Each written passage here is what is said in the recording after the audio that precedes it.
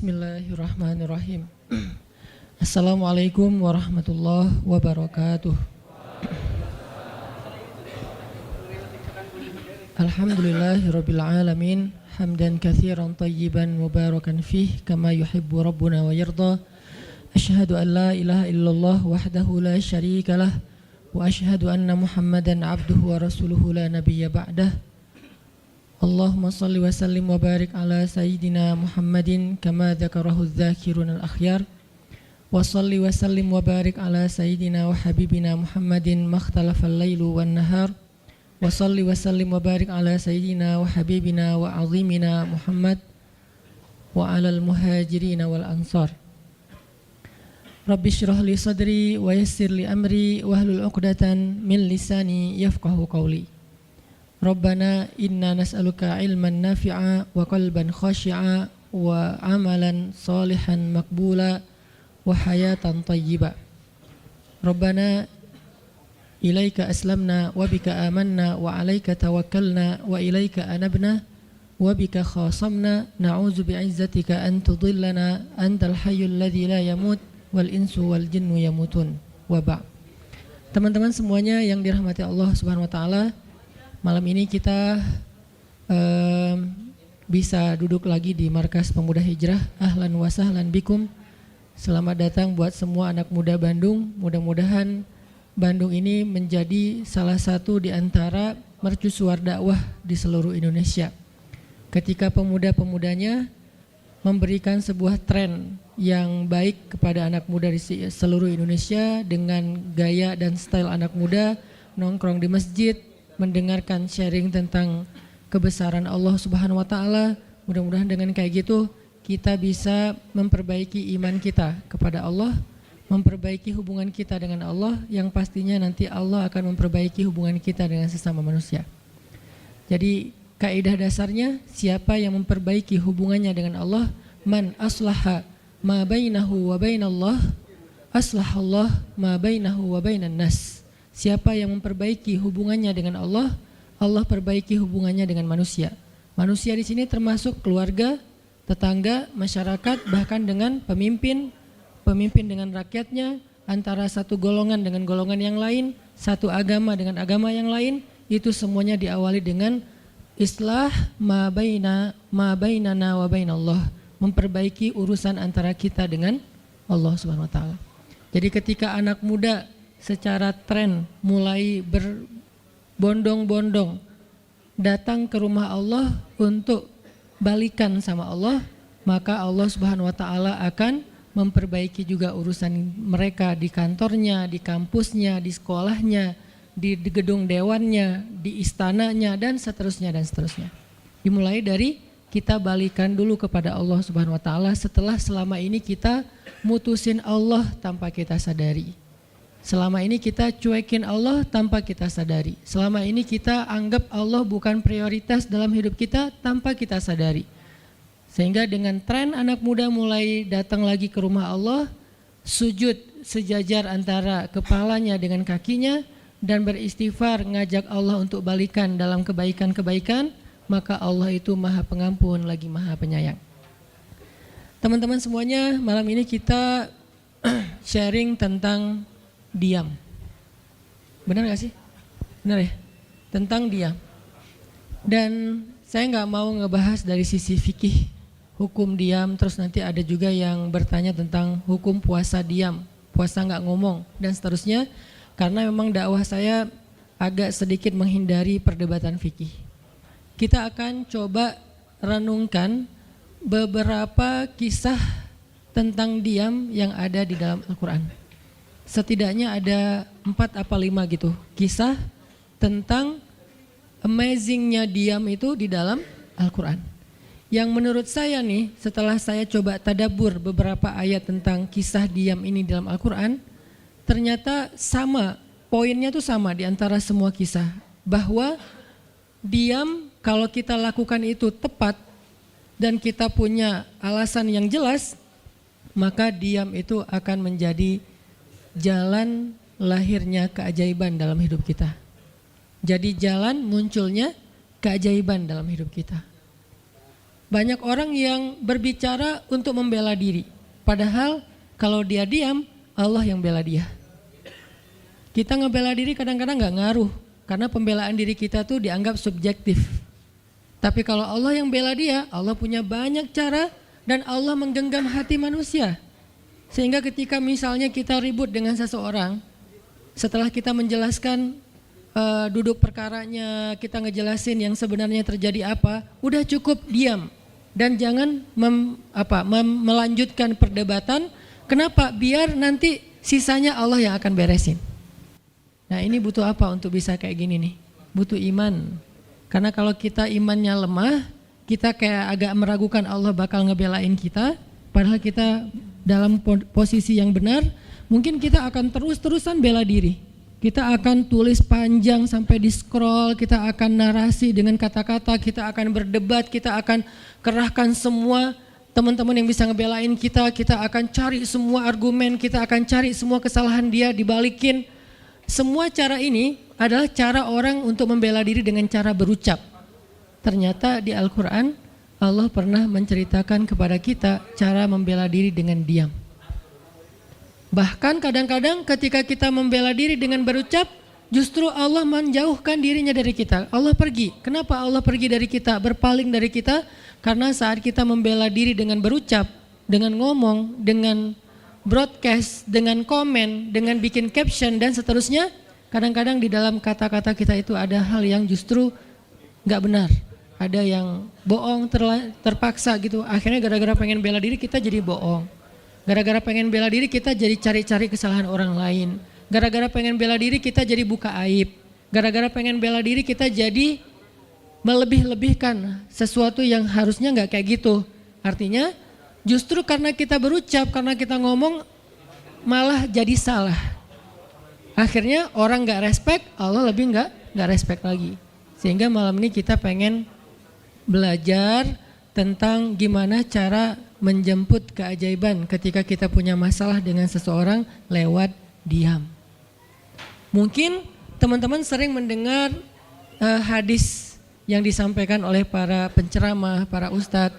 Hanya mungkin malam ini kita akan lebih banyak ngambil contoh. Karena saya pikir narasi-narasi ideal berupa ayat dan hadis udah banyak yang menyampaikan. Tapi membawanya dalam contoh konkret daily kehidupan kita itu mungkin gak semua orang aware. Karena emang kehidupan orang beda-beda. Apalagi misalnya seorang ustadz yang mungkin jarang main sosmed. Dia gak tahu masalah di sosmed itu apa. Seolah-olah sosmed itu bukan realitas hidup. Padahal kita tahu anak muda Indonesia main sosmed sehari gak kurang dari 6 jam. Berarti ada 6 jam realitas kehidupan kita yang jarang dibahas dan dibimbing dengan bimbingan agama Allah, Al-Quran dan hadis. Kenapa? Karena realitas ini kurang difahami oleh sebagian guru-guru, oleh sebagian ulama yang mereka emang agak gak terlalu akrab dengan sosmed. Mereka gak akrab dengan yang namanya Instagram, YouTube, Twitter, Line apalagi. Karena Line ini anak mudanya mungkin ABG banget kan. Jadi agak-agak kurang akrab. Kalaupun mereka pakai itu hanya karena soleh banget kali ya. Karena soleh banget jadi mereka pakainya sebatas sekedar share ceramah doang. Jadi gak main. Bukan pemain sosmed lah. Sekedar menggunakan sosmed sebagai media panggung ceramah. Udah share. Itu juga kadang-kadang yang nge-share-nya admin, jadi nggak ngulik gimana cara itu kurang ngulik. Padahal realitas sosmed itu udah jadi realitas daily kehidupan kita. 6 jam kita ada di sosmed dan 6 jam itu tetap waktu yang akan dihisap oleh Allah. Bukankah selain harta, selain tenaga, selain amal, waktu juga akan dihisap? Maka waktu kita 6 jam itu apakah tidak ada hubungannya dengan agama? Ada banget. Sehingga saya mencoba untuk semampu saya bareng dengan kita semuanya belajar. Bisa nggak ya kita jadi smart netizen? Atau dalam kehidupan sehari-hari bisa jadi smart citizen dengan sikap diam. Gimana sikap diam citizen, smart citizennya? Lagi di jalan, ketika orang lain mungkin bikin kita bete, bikin kita emosi, bisa nggak kita diam? Di rumah ketika kita berselisih dengan pasangan, bisa nggak kita diam? Di kos-kosan ketika kita digedor-gedor terus minta uang kos-kosan sama bu kos, bisa nggak kita Itu mah ngumpet ya. Salah contohnya. Ya gitulah pokoknya.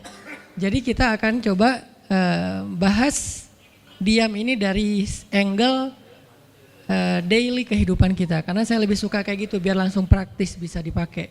Memang hadis-hadisnya banyak. Salah satu yang paling terkenal, man kana yu'minu billahi wal yaumil akhir falyakul khairan aw liyasmut.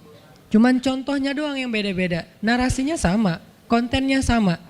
Cuman contohnya beda tergantung angle seorang ustadz dan wawasan kehidupan yang dia jalanin. Dia hidupnya sebagai apa? Kalau hidupnya sebagai seorang ustadz yang ada di dalam masjid, mungkin ya contoh-contohnya adalah tentang di dalam masjid, tentang bergaul sesama ustadz, dengan aktivis, manggilnya akhi ukhti. Tapi kalau dia kehidupannya main, berarti dia akan ngambil contoh tentang main, gimana kita biar tetap bisa soleh walaupun kita lagi main dan seterusnya. Tapi narasinya sama. Man kana yu'minu billahi wal yaumil akhir falyakul khairan aw liyasmut. Atau nanti cerita yang lain kata Nabi, yang paling banyak memasukkan orang ke dalam api neraka dua. Satu lisannya, kedua kemaluannya. Ini dua hal yang paling sering menyebabkan orang masuk neraka. Kalau kemaluannya kita tahu artinya dia hawa nafsu, syahwat. Kalau lisan ini ngomong, justru gara-gara kita ngomong banyak, kadang itu jadi kayak pemberat timbangan keburukan kita dan itu tuh rugi gitu. Makanya kita perlu belajar, bukan saya ngajak kita, kita diam aja seharian. Kayaknya agak kurang fair juga ya. Dan saya juga nggak diam seharian. Susah kalau untuk diam seharian, apalagi sama keluarga, kan kita butuh ngobrol sama teman. Ya serealistis mungkin dan senatural mungkin. Cuman kalau lagi ada kasus bisa nggak nih kita diam? Terutama kalau lagi ada kasus. Terutama kalau lagi ada masalah. Dan saya yakin kita tuh pasti sering punya masalah dengan seseorang. Gimana caranya kita diam? Gimana cara Nabi diam ketika diomelin oleh Aisyah radhiyallahu anha? Ngomel, diam. Aisyah ngomel kepada Nabi, enggak menceritakan aib orang lain, enggak mencela, cuman ngomel karena lagi cemburu. Nabi diam. Beres Nabi diam, baru Nabi nanya, udahan Aisyah? Udahan. Terus Aisyah mau apa? Udah. Jadi enggak didebat sama Nabi. Padahal Nabi kalau mau mendebat, hadisnya banyak banget. Tinggal sesungguhnya saya bersabda, kan beres ya. Udah selesai, tapi kok Nabi nggak pakai hadis? Kok malah kita yang pakai hadis Nabi untuk mendebat? Sementara Nabi pemilik hadis nggak pakai hadis buat berdebat. Kalaupun beliau berdebat, perdebatan yang positif, perdebatan yang konstruktif, yang membangun, yang memberikan hasil yang insya Allah tetap menjaga akhlak. Itu yang disebut dengan wajadilhum billati hiya ahsan. Tapi kalau dengan keluarga, Nabi itu nggak suka debat. Istrinya ngambek, istrinya rame-rame nggak mau nggak mau ngomong sama Nabi, ya udah Nabi di mihrab ngomong aja sama Allah sama Jibril. Ternyata lebih dahsyat lagi. Ketika Nabi di mihrab ngomong sama Allah dan Jibril doang, akhirnya istri-istrinya lebih dari seminggu ngerasa kayak nasib kita gimana ya, kok Nabi udah nggak mau ngomong sama kita lagi, kok kita digantung gini gitu kan ya. Akhirnya turunlah ayat Al-Quran yang menegur istri-istri Nabi gara-gara perilaku mereka kepada Nabi. Ini menunjukkan bahwa ayat-ayat tentang diam itu menjadi solusi itu luar biasa loh. Dan saya pengen malam ini sebagai motivator, katanya sebagai motivator saya pengen memotivasi kita supaya kita percaya diam itu solusi. Diam itu keajaiban. Nggak usah komen itu ternyata, nggak nge-reply komen head itu ternyata bagus. Nggak usah terlibat dalam perdebatan di sosmed, itu tuh bagus banget. Saya hari ini tadi sore posting tentang update berita di Palestina, ada seorang perempuan yang ditembak di perbatasan sama orang Israel. Kenapa saya turn off si komennya? Karena saya tahu ini akan mengundang emosi. Jadi takutnya malah kemana-mana kan, jadi ngomong politik, jadi ngomong apa, mending di turn off aja deh.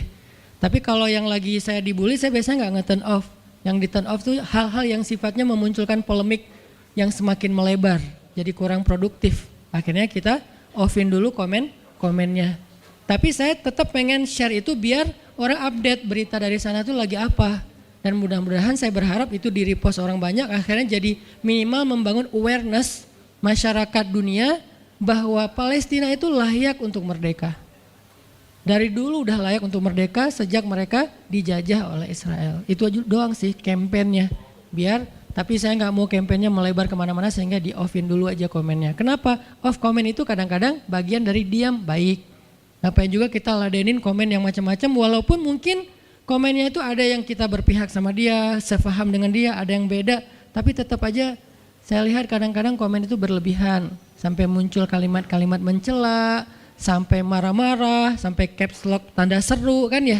Ini kan nggak nyaman lagi kan kalau udah kayak gini, mending diam. Nah di sini kita pengen belajar, diam itu ternyata ajaib. Diam itu ternyata benar-benar kata orang emas. Diam itu ternyata solusi.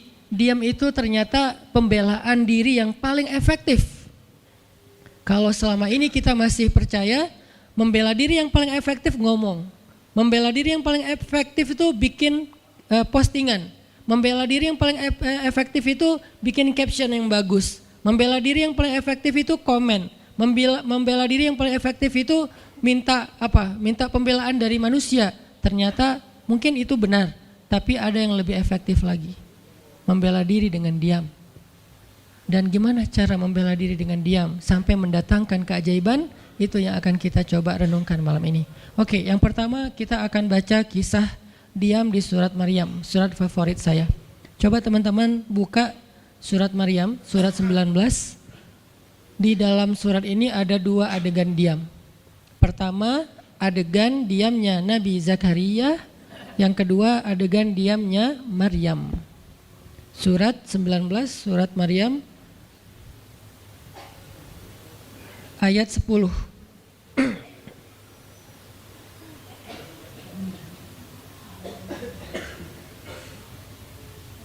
Sekaligus kita pengen belajar kalau kita lagi diam pas kita dicerca, ketika kita disakiti, ketika ada masalah dengan seseorang, kalau kita diam kita ngapain gitu kan gitu ya, nggak diam doang kan, kita ngapain. Nah di sini kita belajar surat 19, surat Maryam ayat 10 dan 11. Kita tilawah bareng-bareng ya, saya baca habis itu teman-teman ikutin.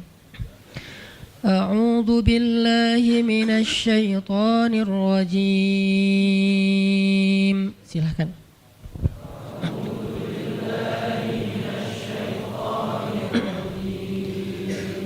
Bismillahirrahmanirrahim.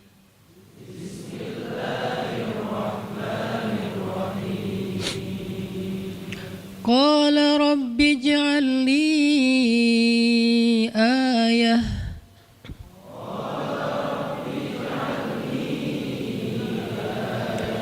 Qala ayatuka alla tukalliman nasa thalatha layalin sawiyya.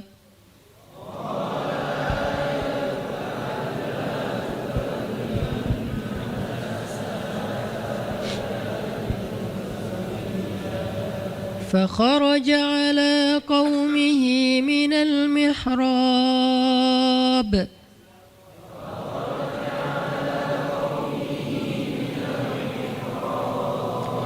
فأوحى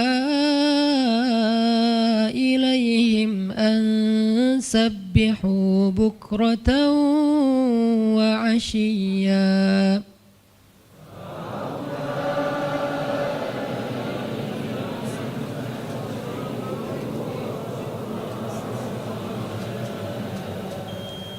Berkatalah Zakaria, Rabbi, berikanlah untukku sebuah pertanda bahwa aku akan punya anak laki-laki. Allah berfirman, tanda-tanda bagimu adalah engkau tidak akan bisa berbicara dengan manusia selama 3 malam berturut-turut. Maka keluarlah Zakaria kepada kaumnya dari mihrabnya dan memberi mereka isyarat supaya mereka bertasbih kepada Allah setiap pagi dan petang. Ini adalah adegan, kita lanjutin sekitar 2 menit sebelum azan. Ini adalah adegan ketika Nabi Zakaria dapat berita gembira akan punya anak laki-laki. Karena Nabi Zakaria berdoa minta anak laki-laki dari sejak nikah sampai usia 80 tahun. Kurang lebih sekitar 50 tahun berdoa. Lama banget, ya Allah beri anak, ya Allah beri anak. Sampai iparnya udah punya anak keren namanya Maryam. Iparnya adalah Imran. udah punya anak, keren banget, cewek, solehah, dari kecil udah beribadah di Masjidil Aqsa. Zakaria masih minta anak, ya Allah, ya Allah, ya Allah. Sampai puncaknya Zakaria ngelihat Maryam dapat makanan dari langit. Zakaria datang ke mihrab Maryam, terus di situ udah ada makanan yang bukan dibawa oleh Zakaria. Zakaria nanya, "Anna laki hadza ya Maryam?" Maryam dapat dari mana makanan ini? Kata Maryam, "Huwa min indillah," dari Allah, kata Maryam. Gimana caranya? Kata Maryam, Allah punya cara sendiri. Allah yarzuqu may yasha bighairi hisab. Terserah Allah gitu. Masya Allah, Masya Allah. Zakaria kagum sama Maryam, langsung pergi ke mihrabnya Zakaria, sholat, dan di dalam sholatnya Zakaria berdoa, hunalika da'a Zakaria rabbah. Di saat itulah Zakaria benar-benar nangis berdoa kepada Allah, ya Allah, Rabbi habli min ladunka dzurriyyatan thayyibah innaka sami'ud du'a. Ya Allah, beri saya anak seperti dia, seperti Maryam. Engkau maha mengijabah doa dan saya enggak pernah berputus asa meminta kepadamu. Udah 50 tahun lebih. Tiba-tiba Allah bilang, ya Zakaria, inna nubashiruka bi gulam ismuhu Yahya lam naj'al lahu min qablu samia. Zakaria, sekarang kami akan perkenankan doamu, kamu akan punya anak, beri dia nama Yahya. Belum pernah ada anak seperti dia yang soleh di muka bumi. Zakaria kaget, walaupun doa, tapi beliau masih berpikir kayak, gimana caranya saya punya anak? Ini kayak tarik-tarikan antara logika manusia dengan iman. Imannya percaya Allah Maha Kuasa, tapi logikanya gimana caranya? Istri saya udah tua, saya juga udah tua. Lalu Nabi Zakaria bertanya untuk biar lebih tenang, supaya logikanya nggak ragu lagi. Kalau imannya udah mantap, tinggal logika. Zakaria tanya, beri saya ij'al li ayah, beri saya bukti, tanda gimana cara saya punya anak. Kata Allah, tandanya alla tukalliman nas salasa layalin sawiya. Kamu tiba-tiba nggak bisa ngomong. Kamu sehat, kamu nggak punya masalah, tapi kamu nggak bisa ngomong. Mau ngomong tuh nggak bisa. Kamu bisa tilawah, kamu bisa zikir, tapi kamu nggak bisa ngomong. Bisa subhanallah, subhanallah, subhanallah. Bisa alhamdulillahi rabbil alamin. Nggak bisa. Jadi baca Quran, kalau ada Quran, tapi dulu kan Taurat ya. Baca Taurat bisa, zikir bisa, hayya ala sholah, kalau azan ada azannya bisa, pokoknya semua bisa kecuali mau ngomong tuh nggak bisa. Masya Allah ya, luar biasa. Kenapa? Karena Allah pengen Zakaria zikir aja 3 hari. Jangan ngomong dengan manusia walaupun ucapannya baik kecuali zikir. Jadi kalau mau ngomong dengan manusia, subhanallah, masya Allah, alhamdulillah, bismillah. Cuman gitu doang ngomongnya. Gak bisa, lu mau kemana? Gak bisa. Insya Allah gitu. Jadi cuman bisa zikir.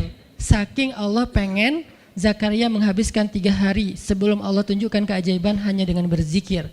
Apa poinnya di sini? Kalau kita pengen ada keajaiban dalam diam, maka isilah diam kita dengan zikrullah. Insyaallah nanti kita lanjutkan setelah sholat isya. Bismillahirrahmanirrahim. Teman-teman semuanya, kita lanjutkan tadabbur kita terhadap ayat di surat Maryam, ayat 10 dan 11, kisah keajaiban yang diperoleh oleh Nabi Zakaria alaihissalam. Dengan Allah anugerahkan untuk beliau anak yang super duper keren luar biasa yang bernama Yahya alaihissalam. Dan salah satu cara Allah subhanahu wa ta'ala mendidik Nabi Zakaria untuk menjemput keajaiban itu adalah Allah menyuruh Zakaria untuk diam dan mengisi diamnya dengan zikratullah bukratan wa asiyya, mengingat Allah pada waktu pagi dan pada waktu petang. Artinya diisi dengan zikir. Dan waktu itu Nabi Zakaria menurut ulama tafsir, beliau tidak cacat lisannya, benar-benar bisa ngomong. Hanya tidak bisa bicara dengan manusia tapi bisa berzikir. Jadi beliau bisa zikir, bisa mengucapkan kalimat-kalimat Alkitab yaitu Taurat.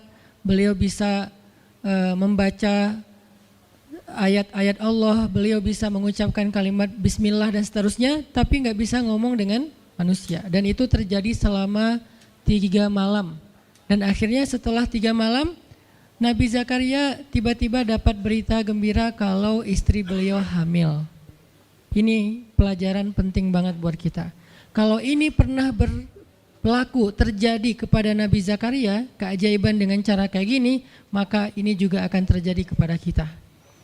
Itulah alasan kenapa kisah tersebut direkam dalam Al-Quran, supaya dia menjadi pelajaran hudan lil muttaqin.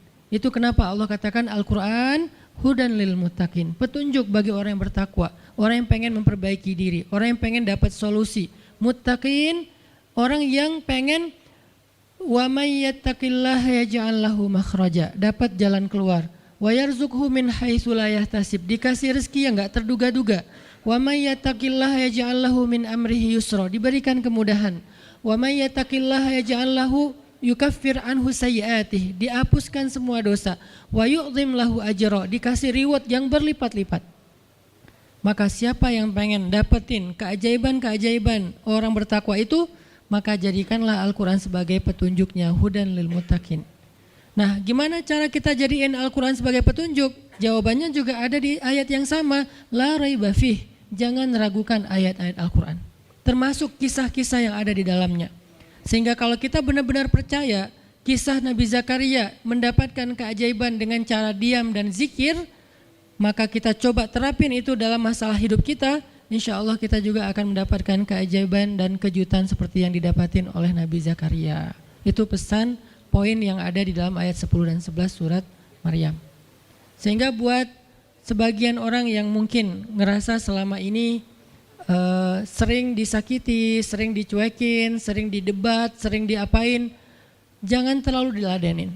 Kadang-kadang ada teman saya nanya ke saya, Ustadz, ini ada yang ngomongin Ustadz gini di sosmed, perlu kita balas nggak nih? Saya bilang udah diamin aja. Itu tuh santai, tapi sebetulnya itu ada kayak alasan kenapa saya memilih sikap itu, bukan karena kayak males ribut. Sebetulnya kadang-kadang kan ribut itu kayak nyenengin ya, kayak olahraga apa ya, emosi gitu kan. Rame-rame di sosmed itu kayak asik kan, kayak kita ngegame gitu kan. Jadi nge-replay komen-komen orang kayak lucu-lucuan gitu. Saya pernah lihat Rachel V-nya bagus juga sih, ini bukan dalam hal negatif tapi positif, makanya saya sebutnya nama. Rachel itu kan main kemarin ke Australia sama New Zealand. Terus ada dia lagi foto-foto gitu di sana bareng dengan suaminya. Tiba-tiba ada yang komen, Sel, lo nggak cocok di tempat itu, tempatnya bagus tapi gara-gara lo jadi kurang bagus gitu.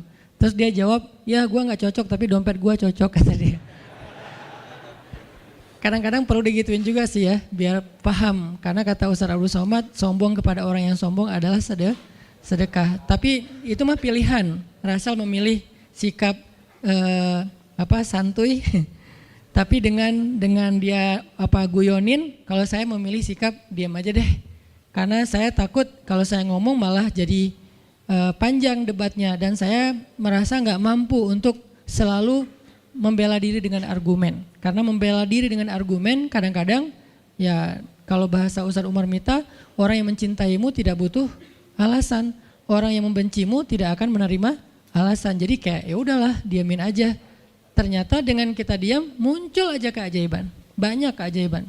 Jadi benar-benar saya percaya banget diam itu tuh keajaiban. Dan itu berlaku dalam dakwah, berlaku dalam masalah keluarga. Ketika istri lagi ngambek, dia misalnya komen panjang di sosmed, di WhatsApp misalnya, dia kayak misalnya namanya juga lagi ngambek ya, ngomong panjang di WhatsApp. Kalau saya sabar untuk diam, itu tuh beres dengan sendirinya dan akhirnya malah lebih baik. Tapi kalau saya kepancing, jadi kita balas-balesan. Sepanjang hari WhatsAppan terus nggak beres-beres, tapi hasilnya makin lama tuh tangan pegel, hati panas. Karena kayak pengen dia balas apa, oh balesin lagi, balas apa, balesin lagi, terus aja gitu habis energi dan kerasa gitu capeknya tuh luar biasa.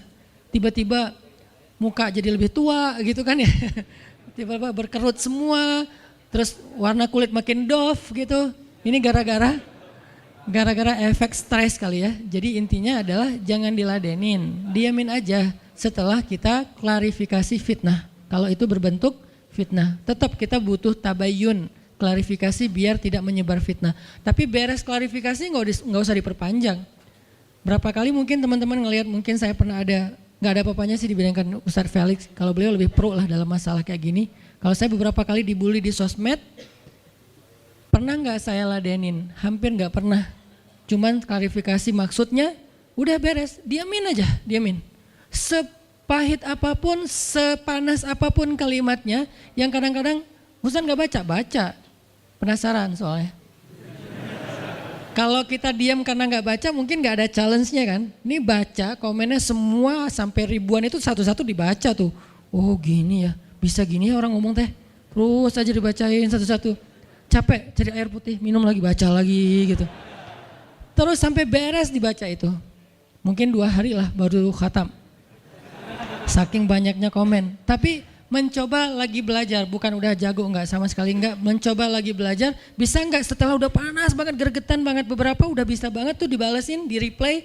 Jangan deh, ada yang udah di replay panjang, dihapus lagi enggak jadi. Kenapa? Karena masih belajar yakin diam itu keajaiban. Dan selama ini saya ngebuktiin diam itu emang keajaiban.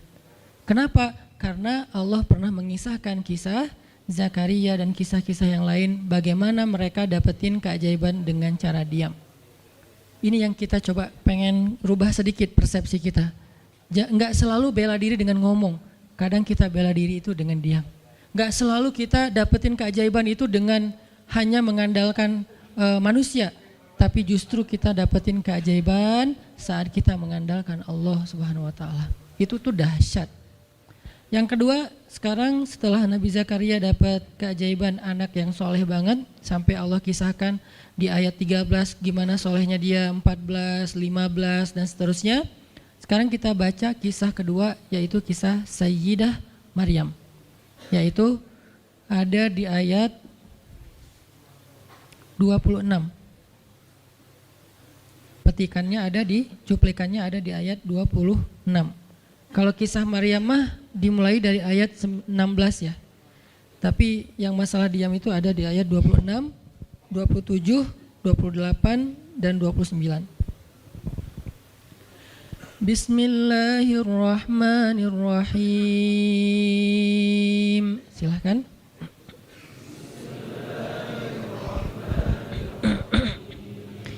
Fakuli washrabi wa qarri aina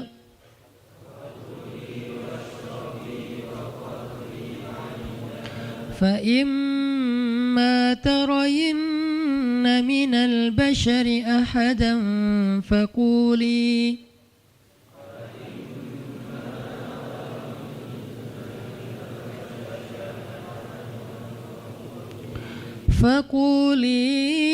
inni nadartu lirrahmani sawman falan ukallimal yawma insiya.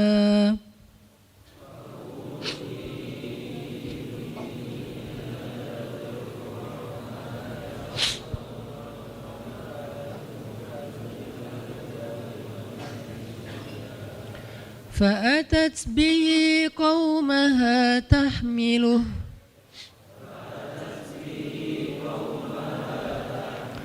قالوا يا مريم لقد جئت شيئا فريا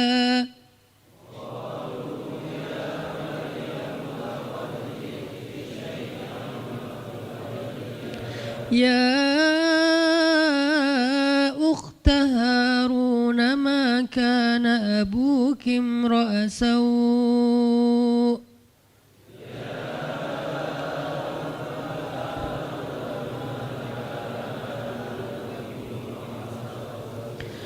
ما كان أبوك امرأ سوء وما كانت أمك بغيا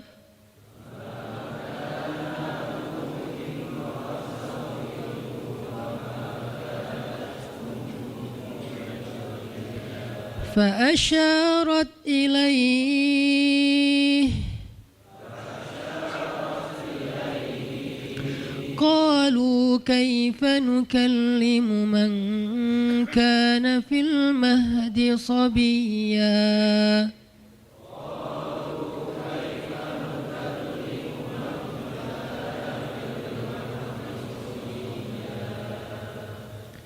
Dan maka makan dan minumlah dan bersenang hatilah engkau wahai Maryam. Dan jika engkau bertemu dengan seseorang, katakanlah sesungguhnya saya telah berazam untuk berpuasa pada hari ini dan saya tidak akan berbicara dengan manusia pada hari ini. Lalu Maryam pun datang kepada kaumnya sambil menggendong bayinya. kaumnya berkata, "Wahai Maryam, engkau datang kepada kami dengan membawa," kalau bahasa kita tuh pembawa apa istilahnya? Sial. Apa ya? Dengan membawa keburukan. Jadi kayak dianggap pembawa kesialan. "Wahai saudari Harun, sesungguhnya ayahmu bukanlah seorang yang nista ataupun pendosa, dan begitu juga dengan ibumu bukanlah perempuan yang hina." Lalu Maryam memberi isyarat, fa'asyarat ilaih, memberi isyarat dengan menunjuk ke arah bayinya. Lalu mereka berkata, "Bagaimana kami akan berbicara dengan seorang bayi yang masih digendong oleh ibunya?" Maksudnya masih terlalu kecil. Ini adalah cuplikan adegan Maryam ketika baru pulang kampung. Jadi ceritanya di ayat sebelumnya, ketika kandungan Maryam semakin besar dan nggak bisa disembunyikan dari penglihatan manusia, Maryam pun pergi menjauh ke sebuah tempat yang tidak ada siapa-siapa. Fahamalathu fantabadat bihi makanan qasiyya. Dia menjauh, mengucilkan diri ke tempat yang nggak dilihat oleh siapa-siapa sampai melahirkan. Jadi kurang lebih sekitar 3 bulan 4 bulan Maryam nggak ada di Al-Quds, nggak ada di di Masjidil Aqsa dan sekitarnya. Dia pergi mengasingkan dirinya supaya tidak ada yang menghujat Maryam karena ngelihat perutnya sudah semakin besar dan dia nggak punya suami. Setelah melahirkan, akhirnya Allah perintahkan Maryam untuk pulang. Setelah Allah ngasih makan, minum dan kebahagiaan buat Maryam, fakuli washrobi wa qarri aina, dengan adegan korma yang menjatuhkan buah-buah rutop dan seterusnya, pulanglah Maryam. Nah, Maryam tahu ketika dia pulang dengan membawa bayi, dia pasti akan dihujat, dicela, dicaci maki, dibully oleh kaumnya. Lalu Allah memberi kepada Maryam bekal. Gimana cara ngadepin yang kayak gitu-gitu? Kata Allah, kalau kamu ketemu manusia, ketemu orang-orang, ketemu kaummu, bilang ke mereka, saya tidak berdebat hari ini. Saya nggak akan berdebat. Jadi dia tetap bisa ngomong, tapi dia bilang, saya nggak akan berdebat. Saya nggak akan bicara dengan siapapun hari ini karena saya sudah bernazar untuk diam. Bilang kayak gitu kepada kaummu. Maka fa'atat bihi qaumaha tahmiluh. Maka datanglah Maryam kepada Al-Quds, kepada kota Al-Quds dengan membawa bayinya yang digendong. Datang. Baru dari ujung kota kelihatan Maryam, muncullah orang-orang Bani Israel semuanya rame di pasar-pasar mereka, semuanya menghadang Maryam. Maryam tiba-tiba dihadang di gerbang kota Al-Quds. Gak boleh masuk kota Al-Quds. Tadinya ada yang satu orang lihat, Maryam, langsung dia datang ke kota, dia umumkan ke semua orang, wahai Bani Israel, perempuan yang hina yang kita cari-cari sekarang sudah datang membawa bayi haramnya, membawa bayi selingkuhnya, membawa bayi hasil zinanya. Akhirnya orang-orang yang ada di Masjidil Aqsa, yang ada di rumah-rumah, yang ada di pasar, semuanya berkumpul di depan gerbang kota. Menghalang Maryam masuk. Kebayang gak perasaan Maryam? Padahal dia itu lahir di situ, dia beribadah di situ, ayahnya orang situ, ulama pula, pamannya Nabi pula di situ, tapi dia sekarang dihadang oleh semua penduduk Al-Aqsa, penduduk Al-Quds, Bani Israel. Ketika Maryam mendekat, mereka mengatakan, "Ya Maryam, laqad ji'ti syai'an fariya." Ini bahasa Al-Quran. Kalau aslinya lebih tercela daripada ini, karena ini bahasa Al-Quran yang tinggi, Allah menggunakan bahasa simbolik saja.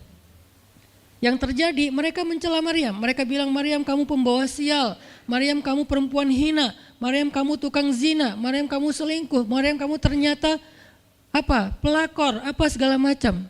Kebayang gak seorang perempuan yang mulia dituduh dengan kata-kata kayak gini? Sedih, pengen jawab, pengen bilang saya ini nggak pernah berbuat dosa, ini nih Allah yang ngasih kepada saya nggak punya suami dan saya diberikan anak yang suci dan segala macam. Enggak. Tanya kepada Zakaria kalau nggak percaya, saya punya buktinya segala macam. Nggak usah, diam aja. Maryam bisa ngomong kalau mau. Maryam by the way adalah perempuan secerdas Sayyidah Aisyah. Dia itu kayak Aisyah cerdasnya, kayak Khadijah bijaksananya, kayak Fatimah lembutnya, kayak Asiyah sabarnya.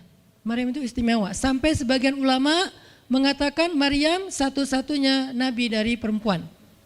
Satu-satunya nabi dari golongan perempuan. Sebagian kecil ulama ada yang menyebutkan demikian. Sehingga mereka menyebut Maryam alaihassalam.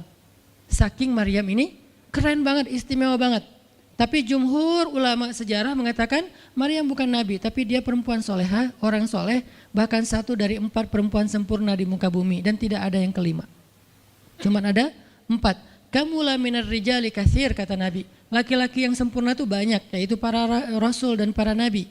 Walam yakmul minan nisa illa arba'ah, tidak ada perempuan yang sempurna kecuali 4.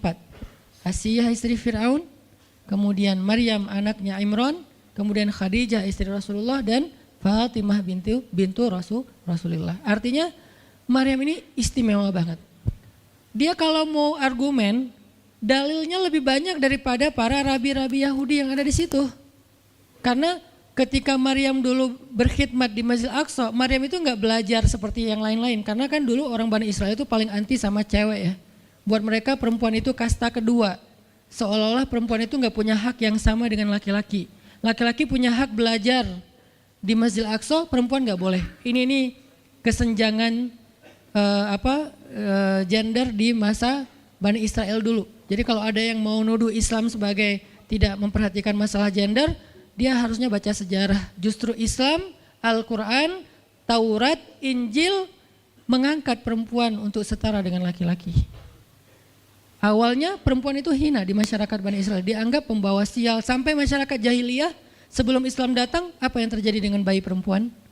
Dibenamkan dalam pasir hidup-hidup, dibunuh, dilempar dari bukit supaya mati langsung seketika. Kenapa? Termasuk Umar pernah membunuh bayi perempuan. Umar radhiyallahu an. Kenapa dia sedih banget? Karena dia ingat masa lalu ketika dia pernah membunuh bayi perempuan. Kenapa mereka membunuh bayi perempuan? Karena dianggap perempuan ini membawa sial. Tapi datang Islam mengubah tradisi itu. Mengubah persepsi publik. Yang tadinya perempuan dianggap hina, dalam Islam dikatakan surga ada di bawah telapak kaki ibu. Muncul harga diri perempuan naik. Apalagi sebaik-baik kalian yang paling baik untuk istrinya dan aku yang paling baik untuk istriku di antara kalian. Muncul lagi hadis, kalau seandainya laki-laki mau bersabar terhadap istrinya, maka harusnya dia bersabar 70 kali sehari kalau dia disakiti oleh istrinya. Yang ke-71 baru dia boleh marah. 70 belum boleh marah. Jadi perempuan, ibu-ibu, istri kalau mau bikin suaminya sebel sampai 69. Atau 70 boleh lah. Tapi yang ke-71, nah ini udah layak dimarahin. Tapi kan gak pernah ada sampai 70 kan. Paling juga 10%-nya lah, 7 kali sehari. Dan itu istiqomah setiap hari. Hari ini kok kamu gini lagi sih, kemarin udah beda hari. Jadi beda hitungannya, 0 lagi mulai dari awal. Tapi nanti ada hadis penyeimbang. Nabi itu kan bijaksana banget. Yang diajarin bukan cewek doang, cowok juga diajarin. Ketika hadisnya supaya memuliakan perempuan ada, nanti ada lagi hadis laki-laki. Seandainya seorang perempuan menjilat luka dan darah dan nanah di tubuh suaminya, itu belum bisa membayar satu saja kebaikan suami kepada dia. Jadi menjilat lukanya aja belum bisa bayar kebaikan, terus ngapain marah-marah coba. Sehingga dua-duanya ada nasihat untuk suami. Kalau istrinya lagi ngambek, namanya juga lagi sedih, ya udah kamu sabar aja 70 kali. Untuk istri, jangan ngambek, karena kalau kalian berbuat baik aja belum bisa bayar kebaikan mereka. Terus gimana dong Ustadz? Ya udah, sekarang solusinya adalah sama-sama mengambil sisi baiknya. Kayak gitu nasihat Nabi. Makanya saya agak kurang setuju kalau khutbah Jumat itu memakai hadis menjilat darah dan nanah. Karena yang dengar suami. Wah bener nih khutbah Jumat, saya senang banget khutbah Jumat hari ini. Pulang-pulang, mah tadi khutbah Jumat keren banget. Nih mah, kebenaran aku catat, nih mah gak bisa. Kalau khutbah Jumat pakailah hadis sabar 70 kali. Menasihati suami. Kalau majelis taklimnya ibu-ibu, masalah tadi seandainya saya boleh menyuruh manusia sujud kepada manusia, saya suruh sujud istri kepada suami. Masing-masing ada hadisnya, jangan disilang. Ini gak bijak dalam ceramah, karena harusnya memberi nasihat yang bisa memperbaiki, bukan menambah tuntutan baru. Wah benar nih kalau suami saya dengar, harusnya suami saya datang, Ustadz boleh enggak acara selamatan di rumah saya nanti temanya ini gitu. Kalau perlu ngundang Ustadz yang dia kenal, request dulu untuk ngemojokin pasangan, ini enggak bijak. Balik lagi ke cerita tadi, Maryam tuh pintar banget, cerdas banget. Dari kecil dia udah hafal Taurat. Ibarat anak sekarang hafal Quran. Dan lebih sulit ngafal Taurat daripada Quran. Kenapa? Karena bahasa Al-Quran itu sastra banget. Jadi ngafalnya itu kayak ngafal syair. Itu aja udah susah kan? Kebayang gak ngafal Taurat? Lebih sulit lagi tuh. Dan Maryam dari usia di bawah 5 tahun udah khatam Taurat. Udah tahu tafsir Taurat usia 7 tahun. Bahkan saking keren dan pinternya Maryam, kadang-kadang ketika Maryam ngobrolin tentang Taurat sama Zakaria, itu Zakaria sampai geleng-geleng kepala. Maryam, gitu maksudnya? Sampai nanya ke Maryam, gitu om maksudnya. Maryam ngomongnya ke Zakaria udah kayak ngajar gitu. Saking pinternya Maryam. Jadi hadis-hadis Zakaria, Maryam hafal. Kan para anbiya tuh punya hadis kan? Hadis Zakaria dihafal oleh Maryam. Tauratnya Musa dihafal oleh Maryam. Kebijaksanaan para nabi dihafal oleh Maryam. Dia dari usia 10 tahun itu udah jadi ulama besar Maryam. Artinya kalau misalnya orang mau berargumen dengan Maryam, dia punya banyak bahan, dia punya banyak narasi. Dia lagian Maryam itu pintar ngomong, tapi Maryam diam. Jadi kalau kita ngerasa pintar ngomong, pintar komen, pintar apa, tetap aja kita punya alasan harusnya kita diam. Karena Maryam yang lebih daripada kita ternyata juga diam. Akhirnya Maryam diam. Dikatakan ya ukhta Harun. Diingatkan lagi dengan kemuliaan keluarga Imran. Ya ukhta Harun, ma akana abuki imra'asau wa ma kanat ummuki baghiya. Ayah kamu itu Imran loh Maryam, kamu enggak malu punya bayi di luar pernikahan sementara keluarga kalian itu keluarga baik-baik. Apa kamu tega menyakiti ayahmu, mencoreng nama besar dan nama baik keluarga besarmu dan seterusnya. Maryam makin luar biasa, panas banget, sedih banget. Dan Maryam itu yang lebih berat lagi teman-teman. Mungkin kalau kita digituin agak kebal ya, terutama cowok lah. Cowok kalau digituin agak kebal karena emang kurang berperasaan sih kalau cowok ya. Coba lihat dari angle cewek. Cewek itu lebih peka loh dari kita. Kita mah mungkin lebih mudah lah diam. Diomelin, diam aja. Karena kita kan orangnya agak santuy gitu kan. Kalau cewek itu gak bisa gitu. Makanya lihat angle ini dari angle cewek. Kalau tadi Zakaria, sekarang Maryam. Dan Maryam lebih peka daripada semua cewek yang ada di muka bumi. Lebih perasa lagi daripada perempuan yang ada di muka bumi. Sangat-sangat pemalu. Saking pemalunya ketemu cowok keren, ta'awuz coba. Cewek itu perasaannya lebih dalam daripada kita. Jadi kalau misalnya cewek-cewek, Maryam tuh gak punya, ketemu cowok keren aja dia ta'awuz. Siapa cowok keren yang ditemui Maryam? Jibril. Gabriel loh yang ditemuin. Dan waktu itu Jibril menjelma. Apa? Fatamassalaha basyaron sawiyya. Jibril menjelma sebagai basyaron sawiyya. Allah yang ngomong tuh, cowok keren. Allah yang bilang keren. Kalau kita merasa udah paling keren, menurut Allah biasa-biasa aja. Karena Allah pernah menciptakan Yusuf, Allah pernah menciptakan Muhammad, Allah pernah menciptakan Yahya. Kita merasa paling keren, Allah pernah menciptakan Sarah, perempuan paling keren juga, Aisyah, Fatimah. Jadi buat kita kayak udah kegeeran paling keren se-Bandung gitu kan ya. Menurut Allah mah biasa. Kalau Jibril, Allah sendiri yang bilang dia tuh emang keren. Jibril emang bukan malaikat, tapi kalau ketemu manusia, kecuali para nabi, Jibril itu menjelma sebagai manusia. Supaya tidak terlihat wujud aslinya. Karena gak kuat orang ngelihat wujud aslinya Jibril. Nabi Muhammad aja pertama ngelihat Jibril dengan wujud aslinya pas di Gua Hira itu lari tuh. Takut, saking ngerinya Jibril tuh. Jangankan manusia, malaikat aja segan sama Jibril. Jibril lewat malaikat. Gak berani malaikat. Kenapa saya bilang kok disegani? Allah yang bilang di Al-Quran. Dia itu malaikat yang disegani. Dzu mirratin. Dzu mirrah kalau bahasa kita malaikat yang sangat berwibawa. Sehingga di antara malaikat aja gak ada yang sembarangan bicara sama Jibril. Mau bicara sama Jibril kayak aduh segan, malu, gitu malaikat, cuman gak pakai itu mah Sunda ya. Pokoknya malaikat mah gak berani ngomong sama Jibril saking segannya. Kenapa? Gagah banget wujud aslinya. Ketika dia membentangkan sayapnya, itu sayap menutupi timur dan barat. Jadi matahari, bulan, bintang udah gak kelihatan. Yang kelihatan cuma Jibril dengan keagungannya. Itu belum Allah ya, baru ciptaan Allah. Jibril, salah satu makhluk Allah yang paling agung. Sehingga saking kerennya Jibril, Allah gak menyebutnya dengan nama malaikat. Padahal golongannya malaikat, tapi Allah menyebutnya dengan Ruhul Quds, Roh Kudus, yaitu Jibril. Nah ketika ketemu dengan Maryam, Jibril bermisal itu menjelma sebagai basyaran sawiyah, cowok keren banget. Saking kerennya Jibril, Umar aja terkesima ngeliat Jibril. Pernah Jibril datang ngajarin iman, Islam, ihsan kepada Nabi Muhammad, dan Umar ngeliat Jibril terkesima, gak bisa ngomong, diam aja. Benar-benar speechless banget nih Umar. Jibril udah pulang, Baru Nabi nanya, Umar tahu nggak itu siapa? Hah, apa Rasul? Gitu. Saking masih kayak terkesima. Apa Rasul? Tahu nggak barusan siapa? Siapa ya Rasulullah? Saya nggak kenal orang itu, kok keren banget. Kata Rasul, itulah Jibril. Masya Allah, itu Jibril. Ya Alhamdulillah bisa ngeliat Jibril langsung, tahu gitu tadi. Gitu ya. Kalau bahasa kita mah udah langsung pengen foto-foto kan sama Jibril. Kebayang nggak cowok sekarang lihat Jibril? Baru lihat apa artis Korea aja kita udah kayak gimana kan, BTS atau apa, udah segala macam, udah guling-guling, udah gigit jari, baru BTS doang. Kadang-kadang nggak ngeliat BTS langsung, cuma lihat di TV doang udah aku nggak bisa gini, aku nggak bisa gitu kan ya. Belum ketemu Jibril loh. Jadi nggak ada lah artis sekeren Jibril. Baru Yusuf aja udah pada ngiris tangan, belum malaikat. Sampai ketika cewek-cewek ketemu Yusuf, mereka bilang apa? Ini bukan manusia, ini malaikat. Jadi gantengnya Yusuf tuh bukan ganteng-ganteng apa? Itulah. Ganteng kok hewan gitu kan. Ini ganteng-ganteng malaikat. Belum ada tuh film atau sinetron itu. Yusuf itu ganteng-ganteng ganteng-gantengnya tuh malaikat. Levelnya tuh level malaikat. Jadi kalau ada Jibril, ada Yusuf kayak, nih yang mana Yusuf, mana Jibril ya? Keren dua-duanya. Nah Jibril datang ketemu Maryam bukan di atas panggung rame-rame. Berdua coba, intimate banget kan.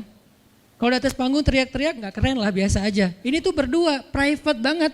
Di satu ruang kecil, berdua gak ada yang tahu, tiba-tiba Jibril berdiri di depan Maryam senyum dengan khas senyumnya malaikat yang mematikan gitu. Maryam pas buka mata lagi zikir ngelihat Jibril depan matanya keren banget. Langsung Maryam bilang apa? A'udzubillah. Cie, wibawa banget kan Maryam. A'udzubirrahmani minka in kunta taqiyya. Jadi emang elegan sih orang-orang soleh tuh. Dia langsung nunduk, dia bilang a'udzubirrahmani minka in kunta taqiyya. Aku berlindung kepada Allah yang Maha Rahman. Kenapa ngomongnya Rahman? Karena keren. Kalau enggak keren, a'udzubillah. Karena keren, a'udzubirrahman. Tapi masih ta'awuz, cuman pakainya Rahman karena Allah tuh Maha Pengasih yang udah bikin kamu tuh keren. Diksinya luar biasa ya. Maryam gak bilang a'udzubillahi minasyaitonirrajim. Enggak, ini enggak layak dibilang syaitan, ini terlalu keren. Jadi gak bisa a'udzubillah, a'udzubirrahman. Berarti Maryam itu pinter. Sampai dia bisa memilih diksi Asmaullahil Husna. Dia gak pakai diksi Allah, dia pakai diksi Ar-Rahman. Karena yang datang itu wajahnya tuh wajah orang baik. Tapi keren. Akhirnya a'udzubirrahmani minka in kunta taqiyya kata Maryam. Jibril juga elegan, faham maksud Maryam. Maksudnya kamu siapa? Itu pertanyaannya. Maryam gak nanya, kamu siapa ya? Enggak gitu. Kan kayak culun-culun kayak caper gitu kan. Kamu siapa ya? Aku ada salah sama kamu. Enggak gitu sih Maryam ngomongnya. Saking elegannya Maryam, dia nanya kamu siapa tapi pakai kalimat zikir. Keren gak sih? Kita kadang-kadang zikir a'udzubirrahmani minka in kunta taqiyya. Artinya apa Mbak? Sama-sama gak elegan ya. Kalau Maryam sama Jibril dua-duanya elegan. Bahasa orang elegan tuh emang banyak kode sih. Jadi kita mah yang polos-polos kayak gini, yang remeh-remeh rempeyek gak jelas gini, ya gak akan paham kalau gak baca tafsir. Makanya kalau mau theater of mind, baca Quran itu pakai tafsir, pakai kisah, baru kita ngerti kondisinya. Oh gitu banget ya, dahsyat banget ya kejadian waktu itu. Jibril datang dengan wujud yang kerennya. Maryam pengen nanya kamu siapa? Kok tiba-tiba masuk ruangan saya? Tapi bahasanya a'udzubirrahmani minka in kunta taqiyya. Aku berlindung kepada Allah yang Maha Baik darimu kalau kamu takut kepada Allah. Maksudnya kamu siapa? Takut gak kamu sama Allah? Baru Jibril mengatakan saya adalah utusan Allah, berarti malaikat, untuk memberi kabar kepadamu kalau kamu akan punya anak. Baru Maryam melihat, gimana saya punya anak? Ya udah ada obrolan nih. Dan mereka udah biasa aja, oh Jibril saya kira siapa, udahlah gak mungkin. Artinya udah kayak gitu nih kesolehan Maryam. Artinya Maryam itu orang yang sangat peka banget, perasaannya dalam banget. Terus nanti ketika Maryam melahirkan anak, tahu gak kata-kata Maryam apa? Ya laitani mittu qabla hadha wa kuntu nasyam mansiya. Saat Maryam merasakan sakitnya kontraksi, mau melahirkan Isa, Maryam itu sambil kontraksi sambil bilang, ya laitani mitu qabla hadza wa kuntu nasyan mansiya. Aduhai seandainya saya mati aja sebelum kejadian ini dan saya dilupakan oleh manusia seolah-olah saya tidak pernah ada. Kenapa Maryam ngomong kayak gini? Maryam ngebayangin betapa malunya dia nanti kalau harus membawa bayinya ketemu Bani Israel yang pada bawel. Bani Israel itu terkenal kaum yang paling bawel. Bawelnya banget. Kalau kita baca Al-Baqarah itu isinya kebawelan Bani Israel. Kata Nabi Musa, sembelihlah Al-Baqarah. Al-Baqarah itu kan banyak, yang warna apa? Cari yang warnanya bersih. Yang bersih kan juga ada belang-belangnya gak dikit.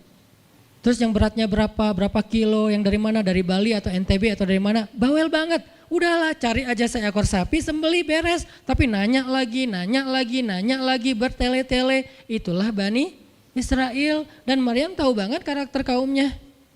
Jangankan dengan fitnah kayak gini nih, ketemu Nabi yang udah menyampaikan hal yang benar aja, itu di debatnya tuh habis-habisan.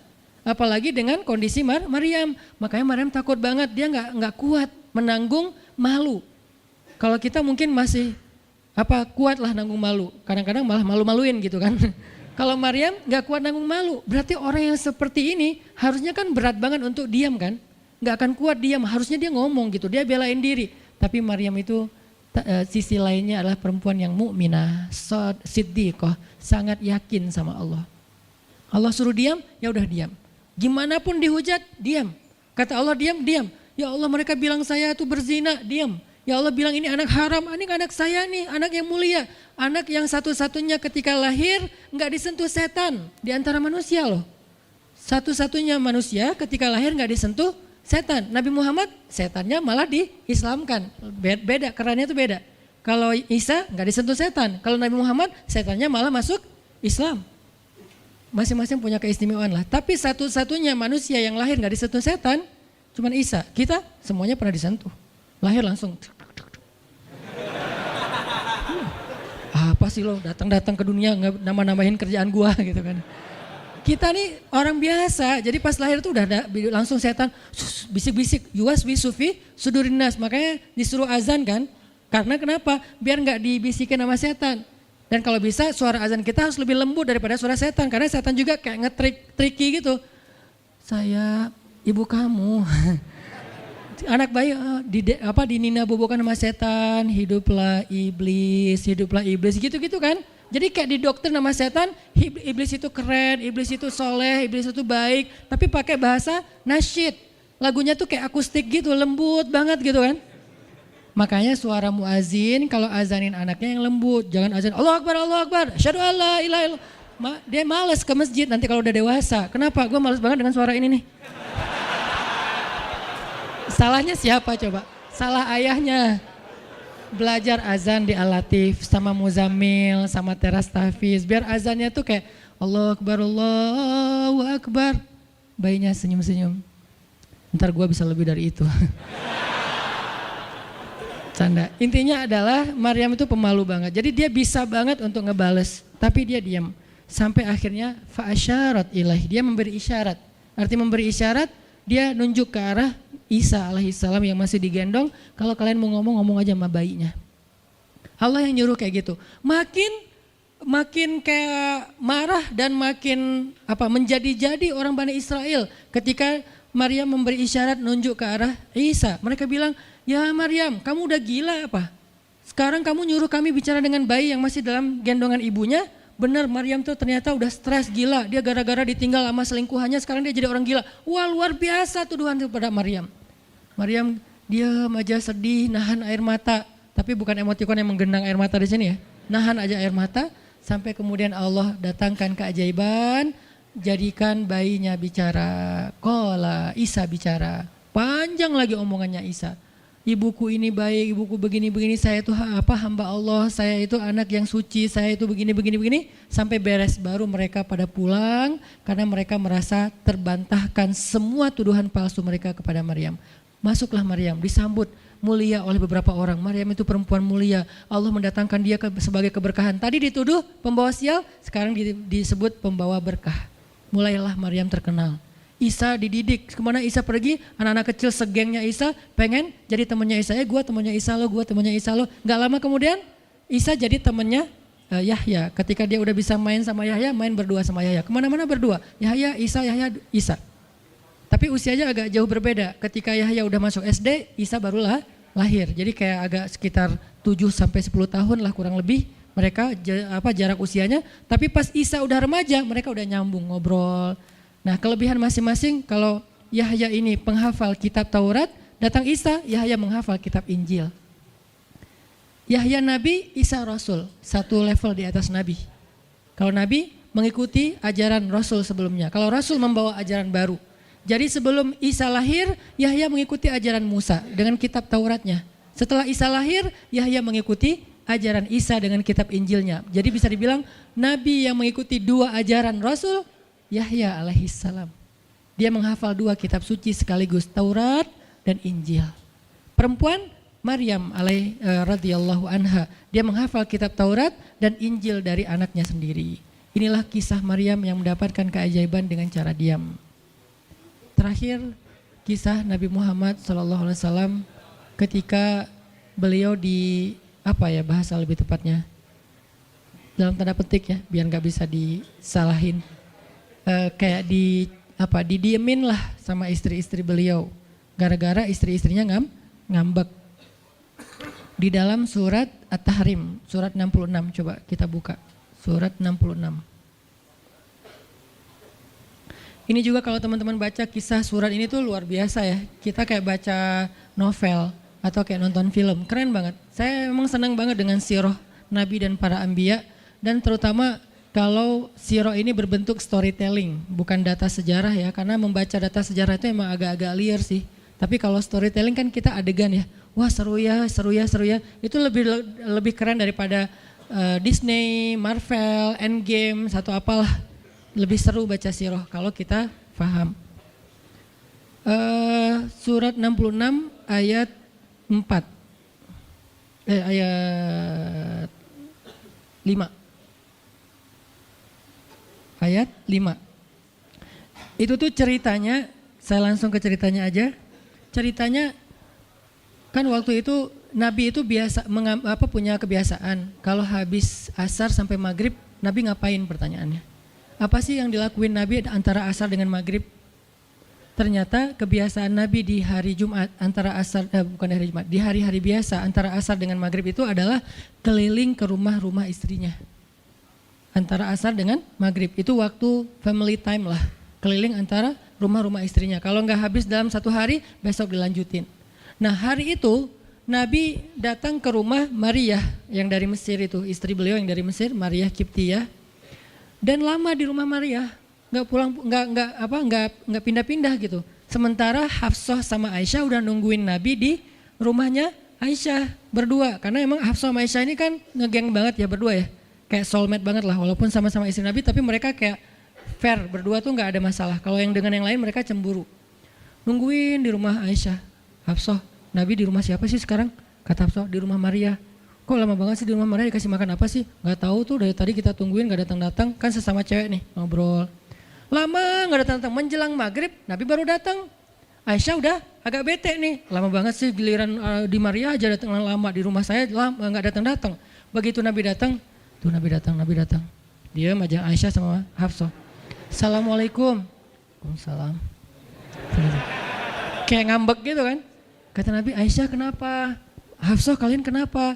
Kata Aisyah, ya iyalah sedih, kok di rumah Maria lama banget, dikasih makan apa sih, enak ya? Kata Aisyah, enggak makan apa-apa, cuma minum madu. Oh kata Hafsah, pantesan kok bau mulutnya gak enak, pasti madunya gak benar tuh di sana tuh. Iya gak benar, jangan minum madu lagi, kata Aisyah. Kata Nabi, ya udah mulai sekarang saya gak akan minum madu lagi. Demi apa? Menyenangkan hati Aisyah. Aisyah langsung yes, Nabi gak akan minum madu lagi. Demi saya, berarti saya kan istimewa banget. Kenapa bisa istimewa? Karena aslinya Nabi itu hobi banget minum madu. Kayak saya mungkin senang minum kopi, tapi demi istri, mulai sekarang saya gak akan ngopi lagi.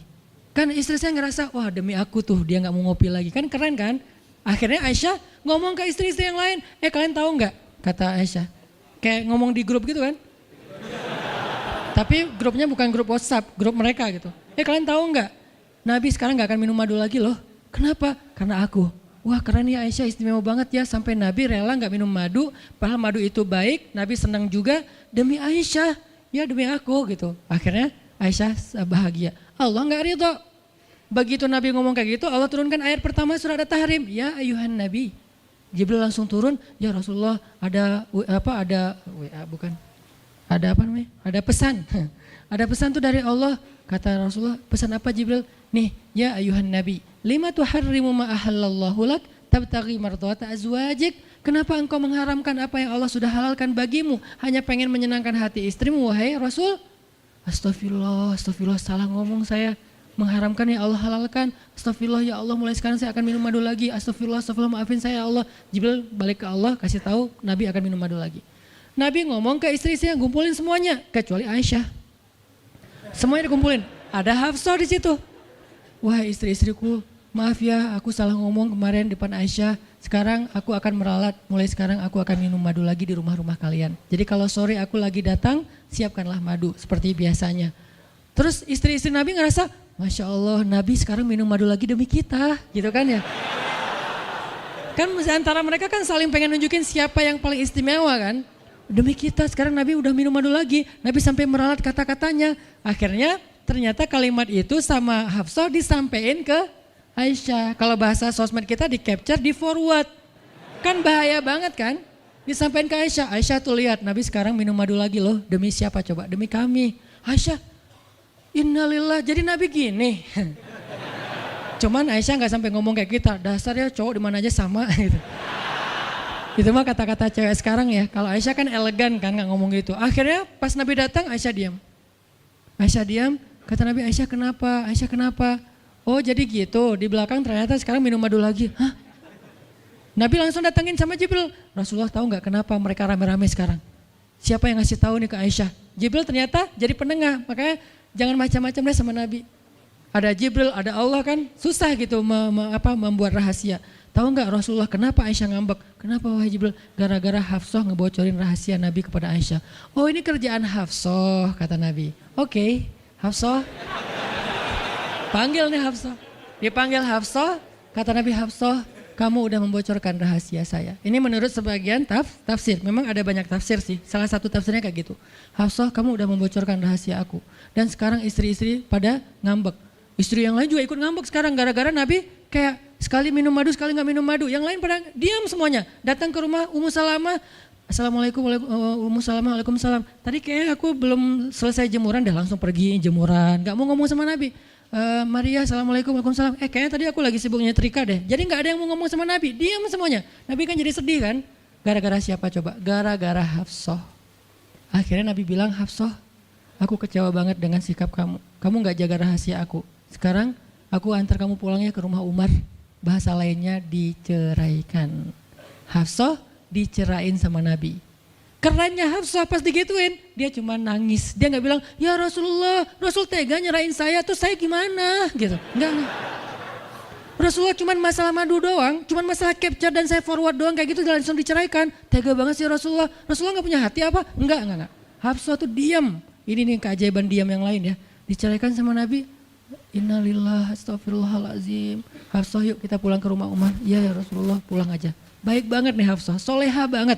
Jadi by the way emang semua istri Nabi itu soleha, cuman namanya perempuan kadang-kadang muncul sifat dasarnya mereka cemburu, mereka sedih, mereka baper. Tapi itu manusiawi dan perempuan yang soleha pun merasakan hal itu. Hafsah pulang ke rumah Umar. Assalamualaikum, waalaikumsalam, dibuka sama Umar. Ya Rasulullah, Hafsah langsung masuk ke kamarnya. Ya Rasulullah, anak saya bikin salah apa? Pasti dia nyakitin Rasulullah ya. Maaf ya Rasulullah. Langsung Umar marah-marah. Hafsah, kamu ngapain sama Rasulullah? Hafsah diam aja. Dimarahin habis-habisan sama Umar. Umar tahu sendiri, sayang banget kan sama Nabi. Ketika ada masalah antara Nabi dengan anaknya, pasti yang dimarahin anaknya, bukan Nabi. Nabi pulang, Hafsah diomelin sama Umar. Diam aja, gak ngomong apa-apa. Diam. Akhirnya Jibril turun. Jibril turun, ya Rasulullah ada pesan dari Allah. Apa wahai Jibril? Di surat At-Tolak, surat putus. Kan At-Tolak itu artinya diputusin. Bahasa ini pesantrennya dicerai. Turun surat At-Tolak. Kata Jibril, Allah nyuruh kamu raji'ha ya Rasulullah. Raji'ha innaha qawwamah sawwamah. Fa innaha min azwajika fil jannah. Wahai Rasulullah, rujuk Hafsah, rujuk Hafsah. Disuruh rujuk. Allah nggak redha Rasul menceraikan Hafsah. Tahu nggak kenapa Allah begitu membela Hafsah ketika Hafsah ada masalah dengan Rasul? Salah satunya karena Hafsah diam. Harusnya Allah ngebela Rasul, Umar aja ngebela Rasul, sahabat-sahabat ngebela Rasul karena Rasulullah selalu benar. Tapi Allah ngebela Hafsah. Kenapa? Karena Hafsah diam, sebegitu ajaibnya diam.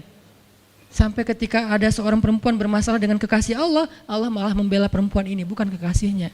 Raji'ha ya Muhammad, rujuk Hafsah, rujuk Hafsah. Dia itu istrimu di dunia dan di surga. Akhirnya Rasulullah, jadi saya rujuk wahai Umar, ya Hafsah masih nangis di kamarnya. Balik lagi Rasulullah naik onta ke rumah Hafsah, Assalamualaikum, Waalaikumsalam. Ya Rasulullah, udah saya marahin tuh. Hafsah kata Umar, udah gak apa-apa Rasulullah, udah gak usah bersedih, udah saya marahin habis-habisan dia tuh. Kata Rasulullah, Umar, aku pengen ngomong sama Hafsah. Ya Rasulullah jangan, biar saya aja ngomong, dia emang gak bisa ketemu sama Rasul. Ya Umar, aku pengen ketemu sama istriku. Hah, istrimu? Hafsah itu Rasulullah, keluar lagi Hafsah. Soleha banget, lembut banget, keluar. Ada apa ya Rasul? Hafsah tuh gak marah-marah. Ada apa ya Rasul? Hafsah, aku pengen ngomong sama kamu. Umar diam bingung. Kata Rasulullah, Hafsah, aku ingin ajak kamu balikan. Romantis gak sih? Rasul pengen ngajak Hafsah balikan. Kok balikan sih Ustaz? Ya rujuk kan balikan. Rujuk artinya kembali ya balikan. Hafsah balikan yuk. Umar bingung, hah balikan? Hafsah, Allah yang nyuruh aku untuk merujuk kamu. Umar makin bingung, Hafsah kamu keren banget. Sampai Allah belain kamu gitu.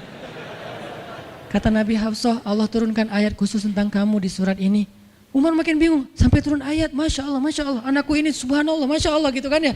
Akhirnya, ya Rasulullah, Allah sampai turunkan ayat tentang masalah ini. Alhamdulillah, Hafsah sujud syukur, Hafsah nangis, Hafsah langsung meluk Rasul. Umar, aduh gimana nih? Udah beres gitu, Hafsah dibawa pulang sama Rasul, boncengan berdua. Hafsah boncengan sama Rasul. Naiklah mereka, mobil mereka yang bermerek onta itu. Gimana cara pulangnya? Di depan rumah Umar, Rasulullah langsung berlutut, langsung ngasih tangan buat Hafsah. Hafsah megang tangan Nabi, injak lutut Nabi, naik ke atas onta. Itu tuh romantis banget. Lalu Rasulullah bonceng Hafsah. Tadi kan cerita Hafsah dicerai sama Nabi itu kan heboh di grupnya istri-istri Nabi kan. Hafsah dicerai loh. Jangan-jangan kita juga dicerai. Soalnya Nabi udah gak mau ngomong sama kita. Astagfirullah. Jadi grup Nabi, istri-istri Nabi itu pada khawatir kalau mereka juga sama nasibnya dengan Hafsah. Pada bingung. Tapi tiba-tiba mereka ngelihat Hafsah pulang ke rumahnya dibonceng Nabi. Itu tuh langsung trending loh. Istri-istri Nabi, tahu nggak tuh Hafsah dirujuk sama Nabi sampai turun ayat di surat At-Talaq. Oh gitu. Wah Hafsah keren banget ya. Wah istri-istri Nabi pada cemburu pada Hafsah. Diturunkan Hafsah, yang lain pada ngintip Hafsah. Sampai masuk ke rumahnya, Nabi beres di rumah Hafsah, keluar masuk ke masjid, dia aja di masjid. Istri yang lain Nabi nggak mau ngomong. Aisyah, Ummu Salamah, Saudah, Maria, Sofia, siapa lagi? Yang Zainab bintu Jahsy, semuanya Nabi diamin, nggak mau diajak ngomong. Datang satu-satu, ya Rasulullah mau dibuatin minum apa? Astagfirullah, subhanallah. Datang lagi Aisyah, Rasulullah capek, subhanallah. Diam semuanya, nggak ada yang mau diajak ngomong sama Nabi. Udah mereka akhirnya pada pulang, bingung, nasib kita gimana ya? Tanya ke Hafsah yuk. Sekarang Hafsah jadi kayak selebritinya.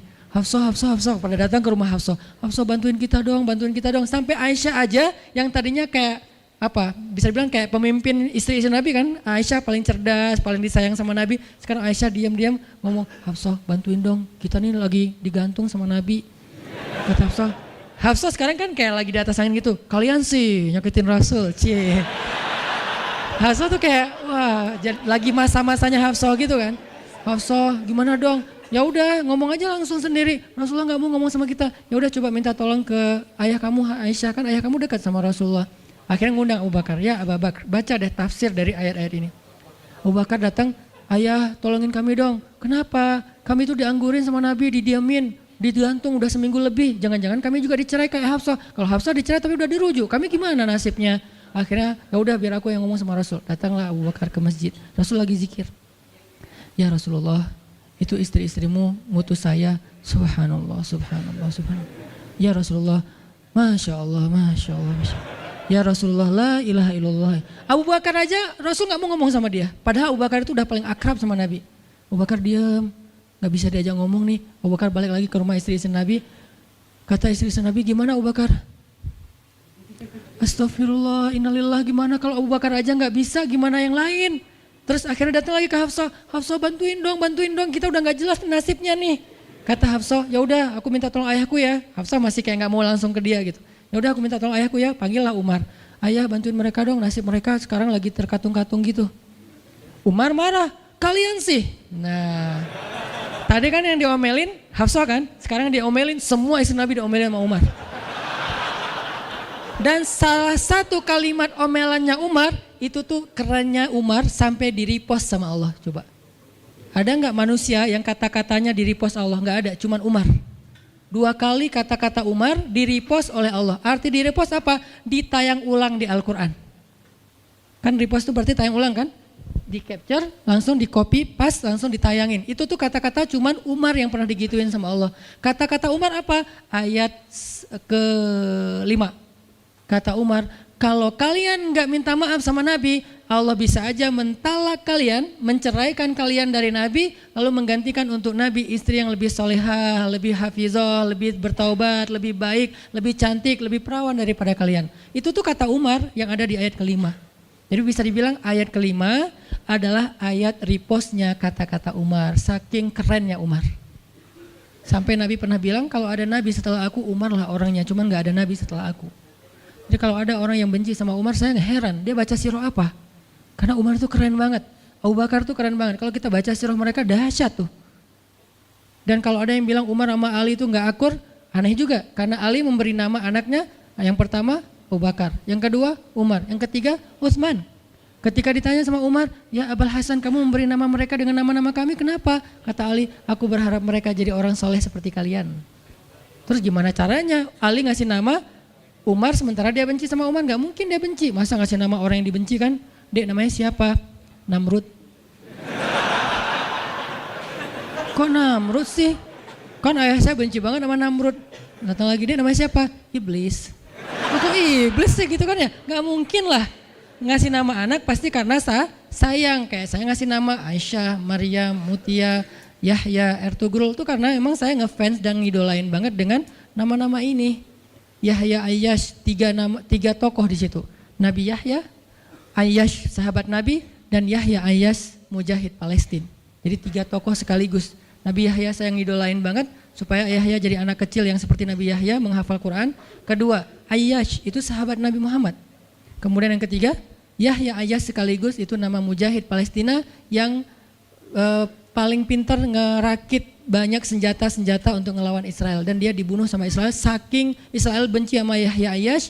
Untuk membunuh Yahya Ayyash mereka ngebom 1 blok untuk membunuh Yahya Ayyash, dan mudah-mudahan dia syahid dalam dalam kejadian itu. Artinya saya ngefans gitu. Ali juga kayak gitu. Balik lagi ke cerita tadi, akhirnya ngundang Umar. Umar datang ke Rasulullah. Ya Rasul, saya diutus istri-istrimu. Subhanallah, subhanallah. Ya Rasul, bicara dong, kasihan mereka kayak digantung. Ya Rasul, apakah engkau menceraikan mereka semua? Baru Rasulullah ngeliat ke arah Umar, Rasulullah tersenyum, Rasulullah bilang, enggak wahai Umar. Allahu Akbar, kata Umar. Dia langsung takbir, Allahu Akbar. Istri-istri Nabi dengar suara takbirnya Umar, itu pertanda, kode, berarti berita gembira. Istri-istri Nabi juga Allahu Akbar, rame gitu kan. Umar masuk ke rumah istri Nabi, wah Umar, Busyra ya Umar, Busyra berita gembira, wahai Umar, ya berita gembira, kalian tidak diceraikan oleh Nabi. Tapi jangan macam-macam lagi ya. Ya Umar, ya. Akhirnya sujud syukur semuanya. Beres sujud syukur, mereka bilang, kita masak-masak yuk untuk Rasul, yuk syukuran. Di rumah siapa? Ya di rumah Hafsah lah. Akhirnya mereka masak-masak di rumah Hafsah. Pas sudah beres masak-masak, mereka ngundang Nabi untuk pulang. Tapi yang berani ngomong sama Nabi cuman Hafsah. Hafsah, kita udah beres masak nih. Minta dong Nabi pulang ke rumah. Ya udah tenang, biar aku yang minta. Hafsah datang, ya Rasulullah, kami masak-masak loh untuk Rasul, yuk pulang yuk. Ya Hafsah, udah beres Nabi zikir, sujud, beliau balik sama Hafsah. Sampai ke rumah Nabi, tenang, udah selesai lah urusannya. Apa yang terjadi setelah itu Ustadz? Udah gak ada riwayatnya, jadi gak bisa diriwayatin. Pokoknya beres itu mereka pun hidup bahagia selamanya.